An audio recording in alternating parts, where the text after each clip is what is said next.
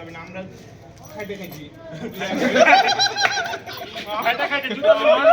আপনি বললেন আছে না এখানে একটা, ওই যখন খাইয়ে বলবে আমি খাইয়ে দিলাম তোদেরকে, এখন তো তাও দুটো হারিয়ে দয়া লাগাইছো না দয়া আমার ওরা খাবে বাঘের বাঘ ছিঁড়ে টান করে খাবে ওরা এসে কাজ করে খাইছে সেটা ভালো কাজ হোক ভিডিওটা করো তো, ভিডিও দেন দেন দেন দেন তাড়াতাড়ি দেন মামা আপনার অভিযোগ কি মামা?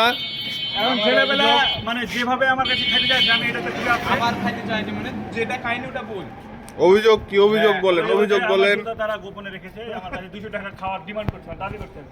তাও বাদ- নরমালি বলে এটা আমি খাওয়াতাম ইনশাআল্লাহ। আচ্ছা তারা কন্ডিশনে রেখে খাবে। 5 6 7 8 9 10 জনই আছে ভাই 20 টাকা করে। 20 টাকা করে তারপরে কম দামি জুতা হলে 10 জন 100 করে হইলে 1000।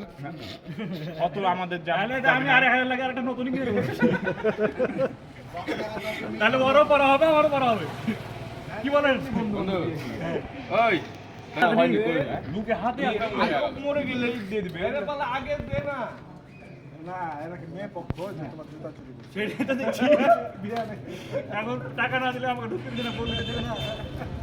কই যে তাহলে না না ভাই গোটা বন্ধুর উপর বিশ্বাস দিতে না ভাই, এগুলো তো তাহলে বেমানি হয়ে যাবে।